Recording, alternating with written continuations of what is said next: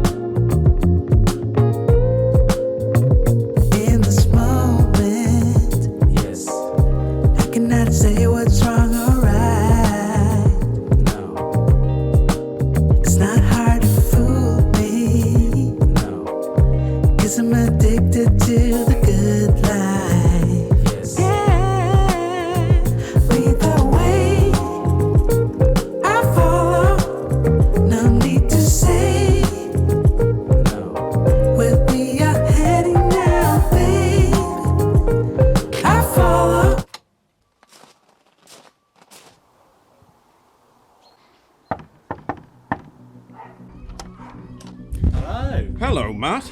I'm in. How are you doing? I'm good. I've headed all the way down south from Newcastle. You've moved up here recently to the northeast. 6 months now. And I thought, might as well do a quick visit down to Durham. Not too far down the A1. So how come you've ended up moving up to the northeast? Well, the beautiful weather and friendly people. Now, I wanted to buy a house, and in Hampshire property prices are horrendous. So, here I could afford, looked a nice area. It's just a leap of faith, really. And I have a question that everyone will ask on the channel if they're not already familiar with your channel. Make sure you go over and give Matt a follow. Badger Workshop on YouTube. Why is it called Badger Workshop? Badger's my favourite animal, but there's so many people that have a woodworking related title, and originally I was Badger Leatherworks because I was doing more leatherworking, and I didn't want to pigeonhole myself. I always give the example of Carphone Warehouse. In the 80s, someone thought that was a genius idea of a name, as now it has no relevance to the business whatsoever. Yeah. So I kind of thought, well, Badger Workshop, it's making something probably, but it could be anything. I think it's a brilliant name. I think it works perfectly for woodworking and whatnot. 2-minute workshop tour. 2-minute workshop tour. Okay, wood burning stove. I would say it's a luxury, but it's essential to be able to work all year round. No glue or finish will dry if it's too cold. So it smells amazing. So it's good for keeping warm, but also scrap wood. I don't have to pay to dispose of it. I've got bags and bags of scrap wood that... Trouble is you use a lot of MDF. I wouldn't want to be burning that. MDF's fine.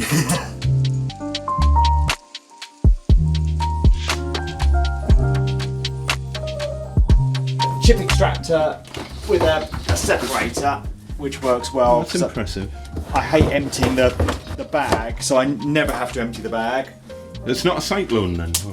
Well, you've just got the two things. Just like an in and out thing. They're supposed to be at different angles. Twisted, but I've never seen that. That just works really well. I mean, I've had this set up 6 months. I've never got the bag more than a quarter full. Yeah. Awesome. Right, so no one's seen this yet, but probably will have by the time this video comes out. Yeah. This is the new table saw, Milwaukee. So nifty. It's basically, I'm sure you recognise the system with the fence. Yeah, it's exactly the same as yours, but so it's got the rack and pinion. Rack and pinion is just a quieter brushless motor. It's got a nice guard on it as well. Like that's better than the DeWalt guard. I'll give you a quick demonstration.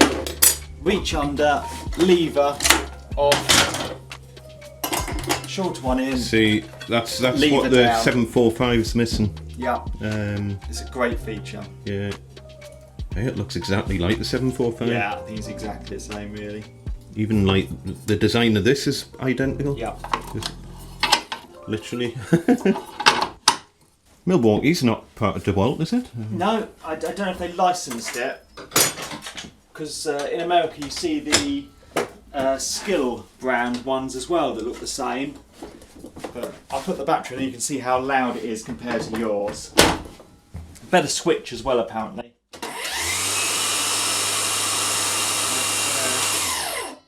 And you've got dedicated dust extraction on that as well? Yes.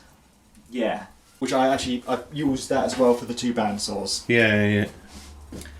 3/8 of an inch blade Looks like it. with I guess that's 6 TPI for doing curves. Yeah. And then a 1/2 inch with a 3 or 4 skip tooth blade for resawing. Yeah. So this is pure luxury and laziness, just not to have to change blades. Yeah. You can just go to a different machine. So yeah, clamps definitely need a rack. They're just hanging on window bars at the moment. But I imagine when the summer comes and I want to open the windows, I will sort that out. And over here we have my buddy Michael. How do I know you? Oh, well, we've known each other for a very long time. I've known you probably since you were 12. Yeah, since I was tiny. Yeah. Tiny wee, and Michael's got a bit of a workshop thing, quite into his carving wood and all that sort of thing. We're going to try and talk Michael into setting up a YouTube channel. If we're not finished by the end of the day, Michael will be up and running on YouTube. Well, I don't know about that. And my workshop's mostly wood at the moment as well. There's not that much room for tools because it's full to the brim. Full of wood. Yeah. Anyway, YouTube, meet Michael. Hello. Impressive assembly table, I have to say. Yeah, this is using the Axminster Did you use a path guide. Path guide. Like, Yeah.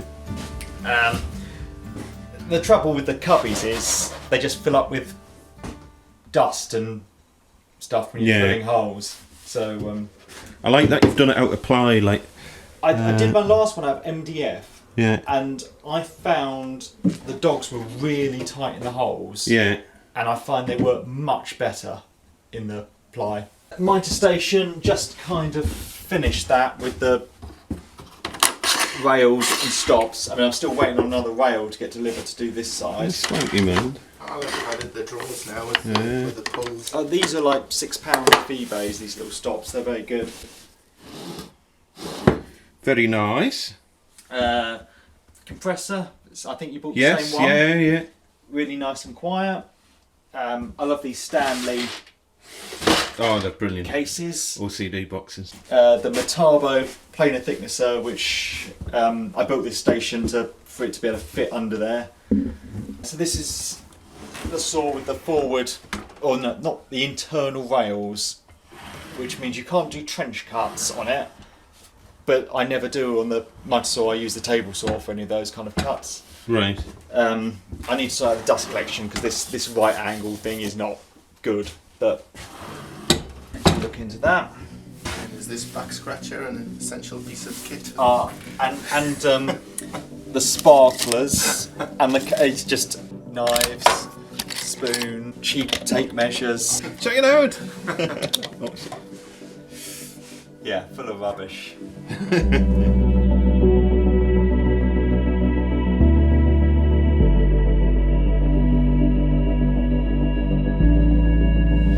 And you got a drill press. Yeah, well, this was last week's video because I don't use the drill press that often.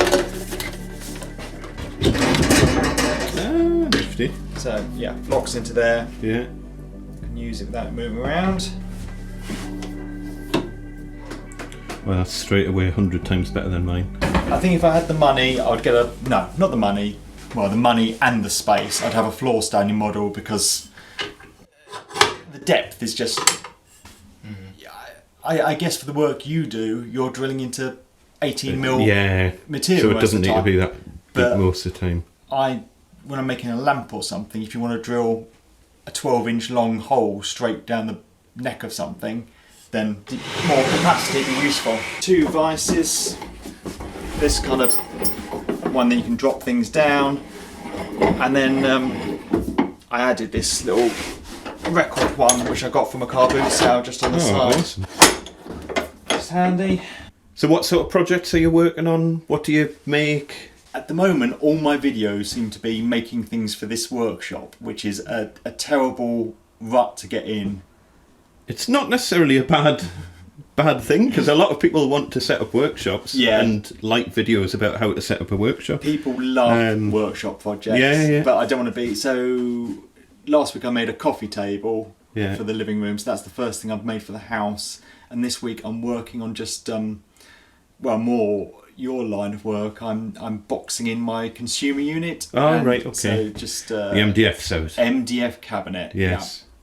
And I was actually watching your colleague Peter Millard's video about making shaker style doors this morning. Ah, yes. I think that was one of the first videos I ever saw of Peter's. Where did you do your metal bending that you were doing the other day? Because was that in here or Yeah. where you had your foot up against the bench? Took some bending by the. Yeah. It said it could band 5mm thick material, and I had it in this vice, and I think I put it up there. Yeah. What was that for then? I haven't seen that video. The coffee table. Bending the legs, yeah. I'll show you in a second, but I'd given it a go with the torch trying to heat the metal, but I couldn't get it hot enough. The trouble is, when you're doing videos, I tend to film the first thing I do. Yeah. It's just, you've got to that and you film it. Yeah. And then the second leg, did it no problem whatsoever, because then you've got the technique down. Yeah.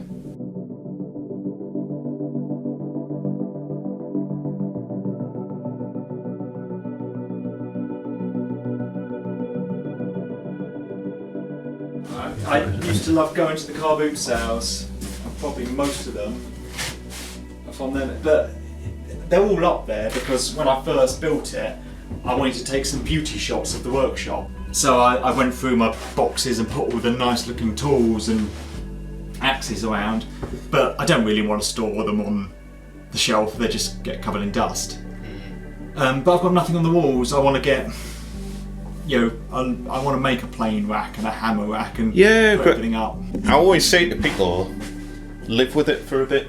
Yeah. Live with it for 6 months before deciding where you're putting anything in the workshop, because I'm still changing stuff now where I've had certain stuff on the walls and it's just like, if in a year you haven't touched a particular tool, get it off the wall, put it somewhere and free up the wall space, because there's tools that you'll use all the time that you'll want access to. That's why it's nice having the garage as well, because there's no wood stored in here. I can keep everything in the garage and just bring it in when I need it. It's a lovely shop, that. It's lovely. Ah, thank you. And it smells amazing. I just with need it to be the twice burner. as big and I'll be fine. I bet it's cosy in winter. It is nice. Yeah. Awesome. Well, give Matt a follow, Badger Workshop. Awesome to see Matt and Michael down in Durham. Tell Michael to pull his finger out and set up a YouTube channel. Pop it in the comments below. He just needs a little push. Anyway, hope you've enjoyed this little field trip out to meet some awesome local makers. If you'd like to see more videos like this, pop it in the comments below and let me know. Remember, both me and Matt will be at Maker Central in May if you want to have a bit of a catch up. For now, if you're new to the channel, it would be lovely to have you on board as a subscriber. So just hit that little subscribe button and the little bell thing. You can also sign up to my newsletter. Link in the description below to the newsletter. But hit subscribe, that'd be cool. Take care everyone, enjoy making stuff. I shall see you next time. Bye.